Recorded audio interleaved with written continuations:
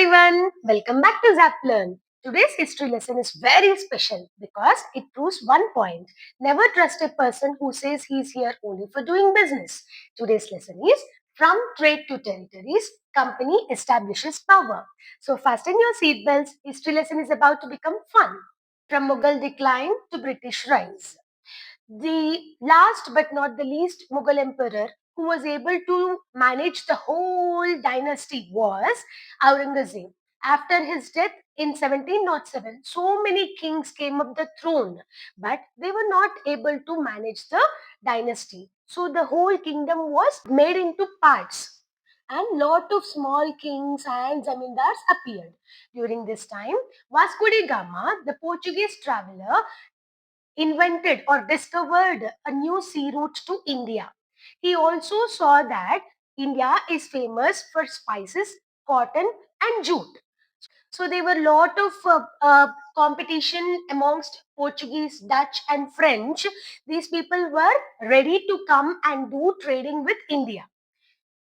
Along with that, Queen Elizabeth I in London granted permission to East India Company to do business with India. East India Company came and there was already extensive competition in the Indian Ocean amongst Portuguese, Dutch and French. To avoid the competition, they had to sink ships, fight battles, block the routes and also build forts. Finally, who won the battle? East India Company.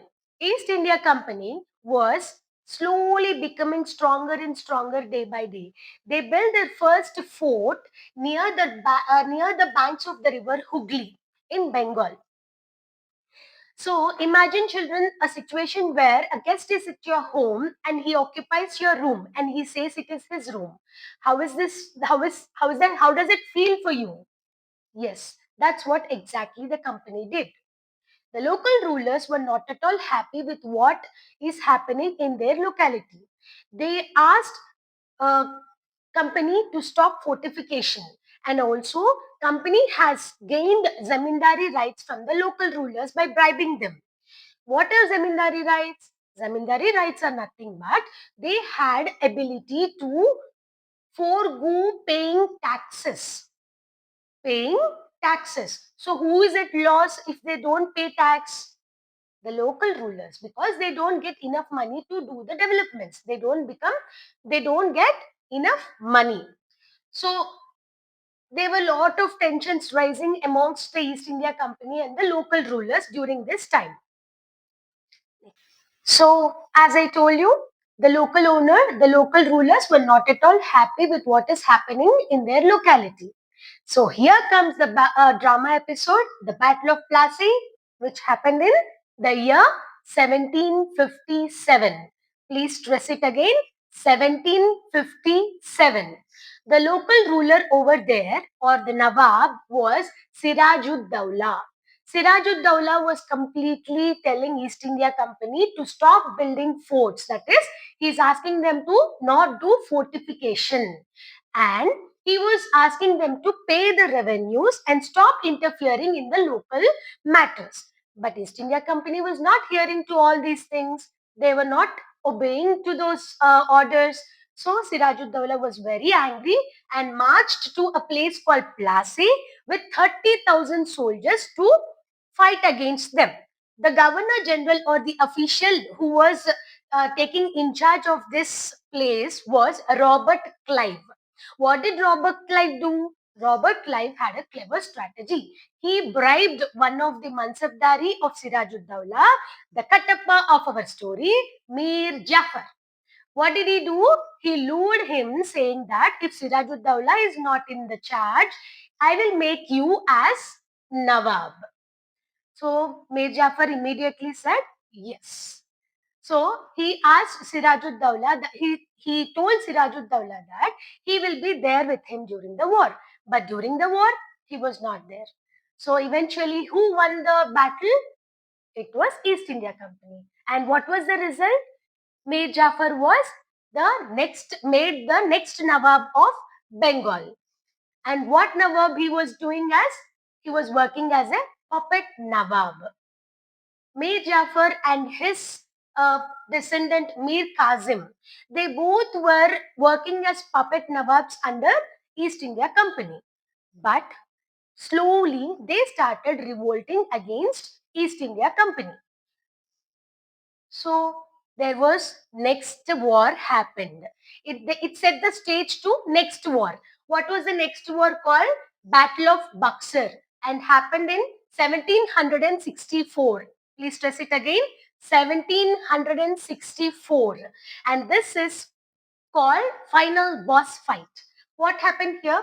Mir Kazim, Mir Jafar, and Awadh Nawab, also all of them together fought against East India Company. And what was the result of this? Obviously, East India Company won, and also they gained the Diwani rights. What is Diwani rights? Diwani rights is nothing but they are in a position to collect the taxes.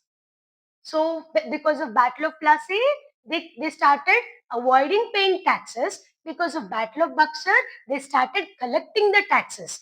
And also it proved a point among the normal people that East India Company is much stronger than the local rulers. They started building lot of money. They started building their own army. So money plus army is equal to power. Imagine a situation where a shopkeeper says, I sell snacks and I also have army. This is what they were doing. And rise of Nabobs. What is Nabobs? Nabob is nothing but mispronunciation of Nawab. They were not able to pronounce Nawab, so they started pronouncing it as Nabobs. There were lot of governor officials who may had earned lot of fortune, and but also there were some officials who were not able to withstand the climate, who were not able to withstand the food. So there were some people who died during this time also. Next. Now, were they happy with what was happening with Bengal? No, they wanted to expand their rule. How did they expand? They followed either wars or strategies. First, let us go through one such war which need to be remembered in the history, that is waged by Tipu Sultan, the tiger of Mysore. What did he do? Tipu Sultan was the son of Hyder Ali. Hyder Ali was such a person who says he raised from a soldier to a ruler. His attitude was, why do we need to work under a boss when we can be the boss? Tipu's childhood was spent learning war, strategy, and weapons. When his friends were playing goli, Tipu was asking his dad, can he play with cannon today? At the age of 32, Tipu's father, that is Hyder Ali, passed away, and he had to be the Sultan of Mysore. And he was not welcoming Britishers, for which Britishers were not happy. He said simply, no trade, no tea, and no entry. So Britishers were like not happy with Tipu. So they waged wars with him from 1767 to 1799. They waged continuously four Anglo-Maratha wars. What are those? Anglo-Maratha wars. And Britishers were lost more than once during these four wars. And finally, at 1799, this was the final battle where Tipu was Tipu died in Seringipatnam. Tipu's attitude was simple. Better to live one day as a tiger than 100 days as a sheep. They have also uh, expanded their territory using strategies. There were hundreds of strategies, but here we have mentioned the three such strategies. The first one is subsidiary alliance, doctrine of lapse, and paramountcy policy. What is subsidiary alliance? Subsidiary alliance is nothing but fake friendship. They asked Indian rulers out of concern. They pretended that they had concern towards the Indian rulers and said, see, you need not maintain your own army, need not waste your money. We will protect you. When you are in need, you ask for us, we will provide you the army in return. For that, you will have to pay some amount. That amount was huge. And if the Indian ruler was not able to pay the money, they had annexed that particular territory. Using this strategy, they had occupied so many territories. The next one is doctrine of lapse. No son, no kingdom. If the Indian ruler does not have a natural heir or a son who is born for him, then that particular dynasty is taken under the control of East India Company. So many places were, so many territories were occupied by East India Company using this strategy. Some of them are Satara, Nagpur, Jhansi. These were the places which were occupied by East India Company using this strategy. The last but not the least mentioned here is paramountcy policy. Paramountcy, that means feeling supreme for themselves, next to God. If they think that this is their territory, then that territory need to be annexed. Then the territory was occupied by East India Company. Next. So there were so many wars also that happened to occupy some of the territories. Some of them are mentioned here. Wars of conquest, Marathas, Sindh, Punjab and Awadh. Finally, by the after so many wars and strategies applied, they had started ruling almost all of the Indian subcontinent. What did they do? They have changed some methods to deal. The first one is administrative changes and military transformation. Administrative changes, they divided the whole continent, a whole Indian subcontinent into three presidencies: Bengal, Madras, and Bombay. Replaced the district collectors with traditional.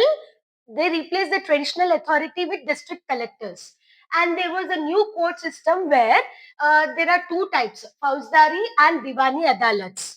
Military transformation, they recruited the farmers as sepoys and they gave them European style training and discipline. Infantry replaced cavalry dominance.